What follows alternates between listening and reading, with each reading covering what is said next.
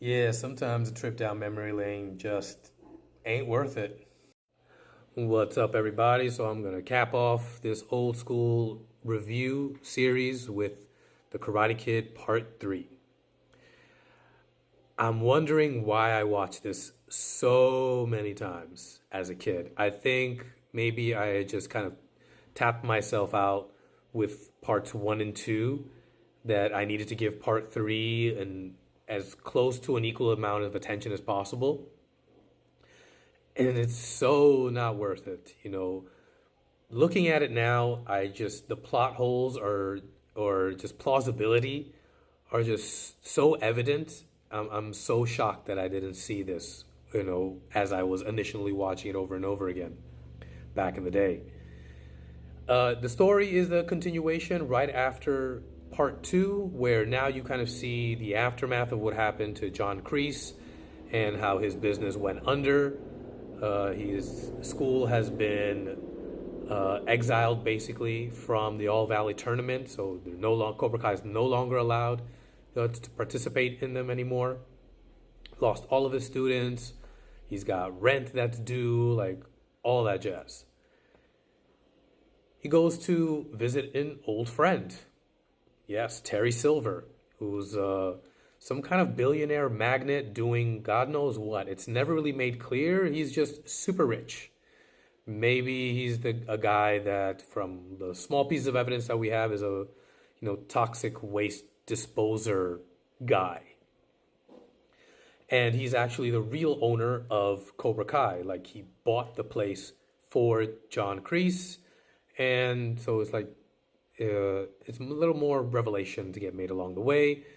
John Kreese saved him during when they served together in the Vietnam War, and they both went on their separate ways. What still having, as far as from a career standpoint.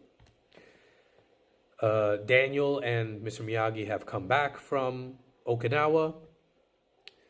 Danielson gets a letter inviting him to participate in the following All Valley tournament. He decides not to, and the whole plot basically is Terry Silver trying to convince Daniel to participate in the tournament so that the guy that he will get to represent Cobra Kai will defeat him, and then that will humiliate him and then put Cobra Kai back on the map.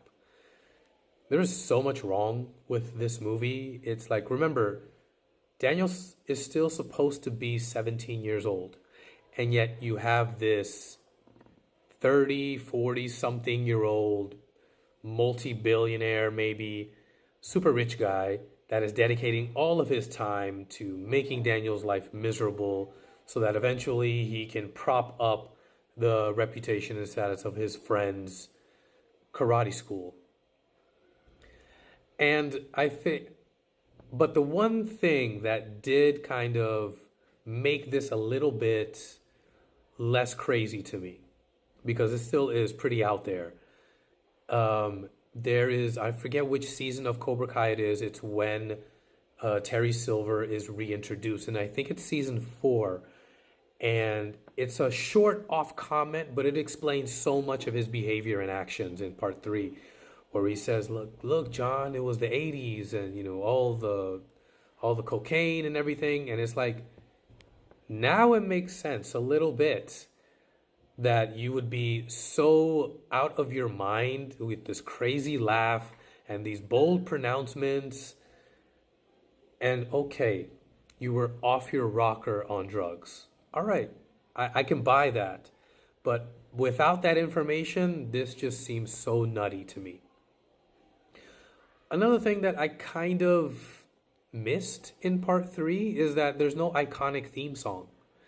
In the first one, it's You're the Best from Joe Esposito that plays in the montage sequence of the All Valley tournament. And in the second one, it's Peter Cetera and Glory of Love. It's like high in the cheese factor, but it still fits. For some reason, they didn't think to bring that in part 3. And then a couple of other things in part 3 like kind of bothered me.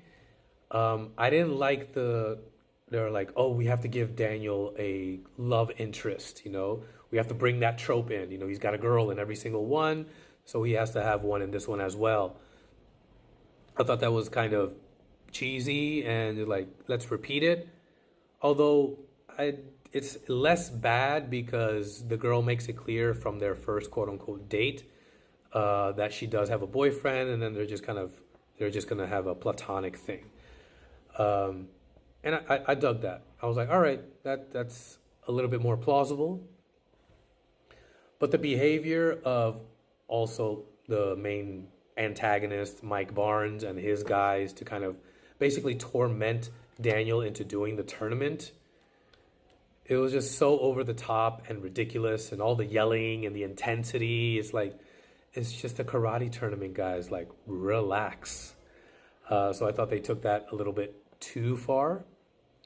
And I think one of the things that it attracted me to watch the movie to begin with was the idea of, after everything that happened in part one, Daniel putting on a Cobra Kai uniform. I remember seeing that in the trailers and just kind of being shocked by it. And I thought that was a great kind of choice, because eventually what ends up happening is that Mr. Miyagi doesn't want him to compete.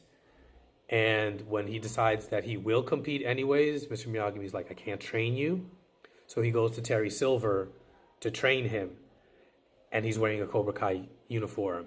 And I always thought that was a really kind of shock value piece that works really, really well even now, even though the rest of the story just doesn't cut it for me.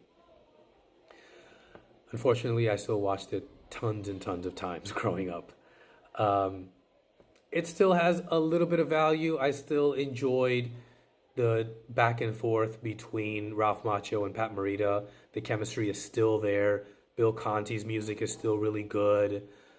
And I love the underlying theme of just Daniel having to overcome his fear.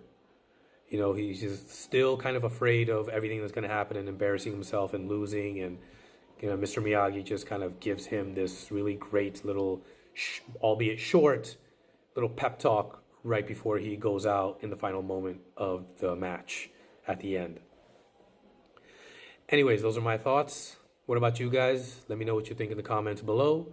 Smash that like button, give me a follow, and I'll see you guys next time.